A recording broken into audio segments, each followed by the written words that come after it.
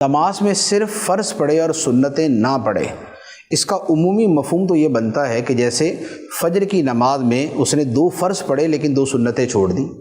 ظہر کی نماز میں 4 فرض پڑھے لیکن جو پہلے کی 4 سنتیں اور بعد کی 2 سنتیں وہ چھوڑ دی۔ اسی طرح مغرب میں اور عشاء میں، عصر کے اندر تو سنتیں مؤکدہ ہوتی نہیں، سنتیں ہیں لیکن سنتیں غیر مؤکدہ ہیں۔ تو دیکھیں حکم یہ ہے کہ یہ جو نوافل ہوتے ہیں ان کی بڑی فضیلت ہے، ان کی بڑی عظمت ہے،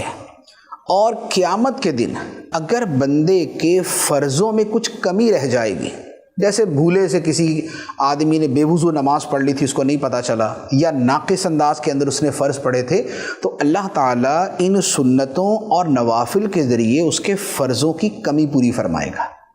تو انہیں متممات اور مکملات کہا جاتا ہے کہ یہ فرائض کی تکمیل کرنے والی ہیں، یہ ان کو پورا کرنے والے ہیں۔ تو لہٰذا یہ سنتیں اور نوافل یہ بڑے اہم ہیں اور ان کے بڑے فضائل ہیں۔ احادیث طیبہ کے اندر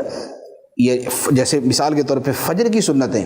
اس کے بارے میں تو یہاں تک فرمایا گیا ہے کہ اگرچہ دشمن کے گھوڑے تم پہ حملہ بھی کر دیں تب بھی یہ سنتیں ادا کرو، فجر کی سنتیں۔ اور جو باقی سنتیں ہیں ان میں بھی اپنی اپنی ان کی فضیلتیں بیان کی گئی، اور نبی پاک صلی اللہ تعالیٰ علیہ وسلم کا وہ معمول تھی، حتیٰ کہ نبی پاک علیہ الصلوۃ والسلام سفر و حضر میں یہ سنتیں ادا فرماتے تھے۔ تو لہذا سنتیں اور نوافل ترک نہیں کرنے چاہیے۔ اچھا، اب یہ ہے کہ بالفرض اگر کوئی ترک کرتا ہی ہے تو اس پہ حکم شرعی کیا ہے؟ تو اس کا جواب یہ ہے کہ جو نوافل ہیں یا جو سنتیں غیر مؤکدہ ہیں، اگر ان کو ترک کرتا ہے تو وہ گناہ گار نہیں ہے، ایک فضیلت کا عمل تھا اس نے چھوڑ دیا۔ لیکن اگر سنت مؤکدہ ترک کرتا ہے، سنت مؤکدہ کون سی ہیں؟ ظہر سے پہلے، فجر سے پہلے کی 2، ظہر سے پہلے کی 4 اور ظہر کے بعد کی 2، مغرب کے بعد کی 2 اور عشاء کے بعد کی 2۔ تو یہ سنتیں جو ہیں یہ سنت مؤکدہ ہیں۔ اور جمعے کے اندر یہ ہوتا ہے کہ جمعے سے پہلے کی 4 اور جمعے کے بعد کی 4، وہ سنت مؤکدہ۔ تو اب اگر جو سنت مؤکدہ کا تارک ہے تو اس کے بارے میں حکم یہ ہے کہ اگر وہ ایک آدھ مرتبہ کبھی کبھار چھوڑ دی تو اس پر گناہ نہیں ہے۔ ہاں، اس سے پوچھا جائے گا کہ کیوں چھوڑی، یعنی کہ اس سے پوچھ گچھ ہوگی، سرزنش ہوگی، لیکن اس پر گناہ نہیں ہے۔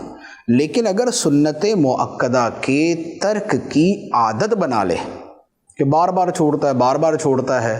تو یہ جو سنت مؤکدہ کا ترک ہے یہ گناہ ہے، پھر اس پر گناہ ہوگا، اور پھر گناہ جو ہے وہ بہرحال عذاب کے مستحق ہونے کا سبب بنتا ہے۔ البتہ اس میں ایک اور صورت بھی ہے، وہ فقہاء کرام نے جو بیان فرمائی ہے وہ بڑی سخت صورت ہے۔ وہ یہ ہے کہ جو بندہ سنتیں یہ سمجھ کے چھوڑتا ہے کہ یار ان کی کیا اہمیت ہے، تو اس پر فقہاء کرام نے کفر کا حکم دیا ہے کہ اس نے سنتوں کی تخفیف کی ہے، توہین کی ہے،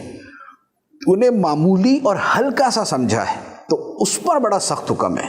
اب جو لوگ عادتاً سنت مؤکدہ ترک کرتے ہیں، نہ نفل پڑھنی، نہ سنت غیر مؤکدہ، نہ سنت مؤکدہ، اور بس فرض، تو جو بالکل ہی ایسا معمول بنا لے تو ان کے بارے میں بڑا اندیشہ ہے کہ کہیں یہی وہ ہلکے پن والا اور یہ اس طرح کا ان کے دل کے اندر معنی و مفہوم نہ ہو کہ جس کے اوپر اتنا سخت حکم لگتا ہے۔ تو لہذا سنت ترک نہیں کرنی چاہیے، بلکہ یہ جو 12 سنت مؤکدہ ہیں ان کو ادا کرنے پر جنت کی بشارت ہے، اور انہیں ترک کرنے پر شفاعت سے محرومی کی وعید ہے۔